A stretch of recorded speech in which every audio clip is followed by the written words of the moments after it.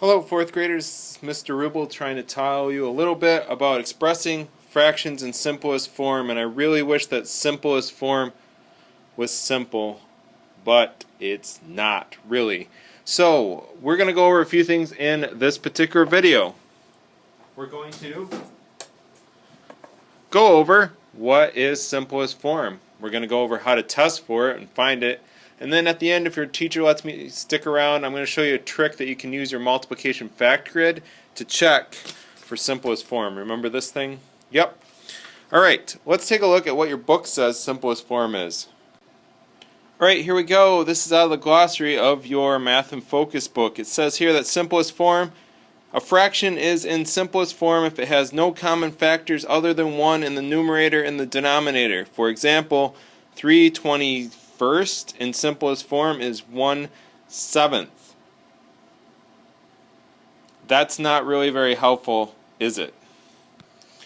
Alright, I'm going to try a slightly different definition. I'm going to say that a fraction is in simplest form when there's no number that you can divide evenly into the numerator and the denominator.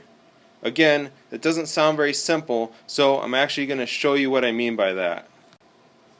Alright, so we're going to try and find the simplest form of 3/9. The first thing we need to do is try to see what we can divide into 9. Can we divide 9 by 6 evenly? No. Can we divide 9 by 5 evenly? No, that doesn't work. Can we divide 9 by 4 evenly? Nope, doesn't work. Can we divide 9 by 3 evenly? Yes, thumbs up. 9 divided by 3 is 3. Now, we got to see if that works for the numerator, which is 3 in this case. Can we divide 3 by 3? Yes, we can. We can divide 3 by 3, we can divide 9 by 3, and as long as we can divide both the top and the bottom by the same number, we can reduce that to its simplest form, which is 1/3. 3 divided by 3 is 1. 9 divided by 3 is 3. The simplest form of 3/9 is 1/3. Let's try another one. Now we're going to try and find the simplest form of 5/10. Before I get started, I'd like you in your head, not out loud, to think, is there some number that I can divide both 10 and 5 by? Again, don't say that out loud, but keep that in mind as we go so that you can see if you would have got the right answer. So I'm going to start with 6. That seems like a good place to start. Can 10 be divided by 6? No. Can 10 be divided by 5? Why, yes. 10 can be divided by 5. 10 divided by 5 is 2. But we're not out of the woods yet. We have to see if the numerator can also be divided by the same number. Yes, 5 can be divided by 5 as well. So 5 divided by 5 is 1. 10 divided by 5 is 2. Therefore, the simplest form of 5/10 is 1/2. Now, you might ask, well, Mr. Rubel, how do we know that 1/2 is the simplest form? Well, because we can test it there too. Now, we could be ridiculous. 6 can't be divided by 2. 2 can't be divided by 6. 2 can't be divided by 5. 2 can't be divided by 4. 2 can't be divided by 3. 2 can be divided by 2, but can the numerator be divided by 2? Can 1 be divided by 2?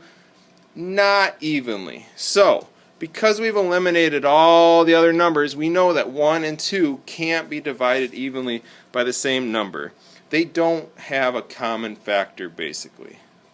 Alright, let's take a look at another fraction, and I'll explain why you're going to probably want to start by seeing if there's bigger numbers, bigger factors you can divide the numerator and the denominator by to get to simplest form a little faster. So let's try small numbers first. We're not going to try 1 because the definition means that they can't be divided by a number bigger than 1. So let's try the next biggest number, which is 2. Does 12 divide evenly by 2? Yes. Yes, it does. So we could divide 8 also by 2, and we would get 4/6. That seems good. 8 divided by 2 is 4. 12 divided by 2 is 6. If I divide the numerator and the denominator by the same number, it's an equivalent fraction. Everything seems to be going good. However, is 4/6 itself actually in simplest form? It's not, because I can still divide 6 by 2. 6 divided by 2 is 3, and I can still divide 4 by 2. 4 divided by 2 is 2, which actually gives me this fraction, 2/3. Now, you can do that. You could start with something like 8/12 divided by 2, and then check again and divide it by 2, and see if you get down to the simplest form, and you'll get there eventually. However, it would be a lot faster if we started with the original fraction and used big numbers. So, 8/12, I would check, hey, can 12 be divided by 6? It sure can. So I check the numerator. Can the numerator be divided by 6? It sure can't. Uh-oh. Then I could try 5, but I already know that 12 can't be divided by 5. So I'm going to try 4. Ooh, I think we might have a winner here. 12 divided by 4 is 3. Can 8 be divided by 4? Yes, 8 divided by 4 is 2. And look at that. When I start with bigger numbers, I can get to the simplest form in less steps. Now, I have to check to make sure that 2/3 is in simplest form. I know it is because while 3 goes into 3 one time, 3 doesn't go into 2. And while 2 goes into 2 one time, it doesn't go into 3. So I know that I have my simplest form because nothing smaller is going to divide evenly into both the numerator and the denominator. You should be asking yourself why we're trying to find the simplest form of a fraction. I would say the point of the simplest form of a fraction is to have a small denominator which makes for big pieces. Alright, I'm going to try and show you what I mean by a small denominator and bigger pieces, and that simplest form has the biggest pieces and the smallest denominator number. First of all, I'm going to use these things called fraction towers. I hope that you've used them in your classroom.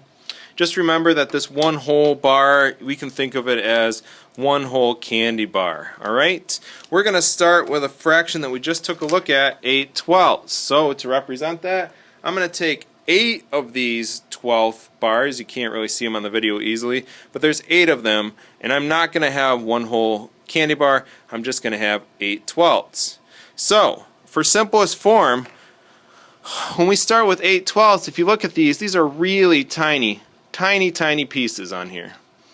And what we want is we don't want a lot of little tiny pieces, because right now we have 8 pieces and they're really tiny because 12ths cut things into 12 pieces, so you get a really tiny thing. Now, again, what we could do is we could divide both the top and the bottom by 2, and that would give us the fraction 4/6. So I got that right here. There's 4, these are the 1/6 pieces, there's 4 of them.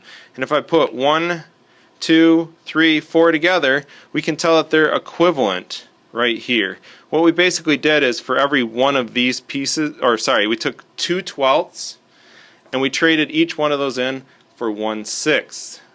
When we divide like that, 8, we end up with 4 sets of 2 that we traded in for 4/6. So the bottom line is we have 8/12 over here, 4/6 over here. Now that seems like a pretty good deal, but that's not simplest form. These are less pieces and they're bigger pieces than the 8s. However, they're not the biggest pieces we can get. They're not the smallest denominator we can get either. Let's try again. Now if I take my 8/12 and I try dividing by a bigger number, we already know 4 goes into both of them, what I can do is I can trade in 2 sets, 4 and 4, 2 of these sets of 4 for a much bigger piece, and that much bigger piece is thirds. Thirds are a much bigger piece.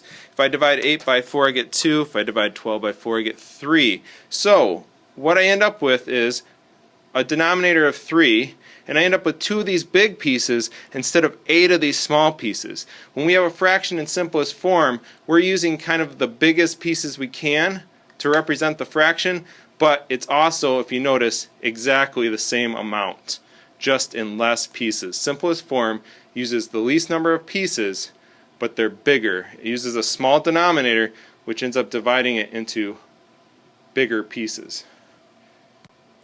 Okay, what we're going to do now is this last part. I'm going to show you a trick to using your multiplication fact grid to check for simplest form, and give you one more tip on checking for simplest form.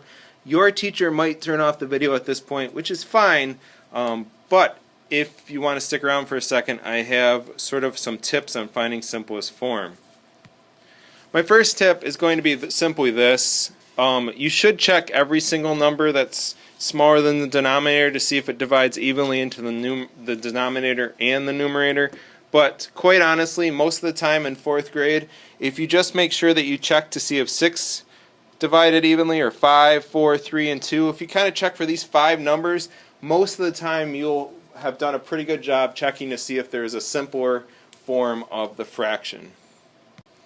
Okay, and now the much promised way of how can I use my multiplication grid to check for simplest form. Let's go back to that fraction we've been practicing with for a while now, 8/12. Well, what I can do is I can look on my multiplication fact grid, and I'm looking for a row that has both 8 and 12 in this. So I start looking for a row. Now I notice the 2 row here has 8 and 12 in it because 8 is a multiple of 2 and 12 is a multiple of 2. And that's good. But what I really want to try and look for is to see if I can find a bigger number that has 8 and 12 as a multiple of it. So if I keep checking the rows, I notice down here that 8 and 12 are also in the 4 row. So a good place for me to start or try to simplify the fraction with it is dividing by 4, which I've already showed you that if you divide the numerator by 4 and the denominator by 4 in one step, you can get to the simplest form of that fraction. I also know that 2/3 can't be simplified because 2 and 3 do appear in the 1 row, but 2 appears here and 3 doesn't, and then 3 appears here but 2 doesn't. So that means that 2/3 is the simplest form of that fraction. Alright, I hope that made your life a little easier. I know that was quite a long video, but this was a big concept to review from 3rd grade.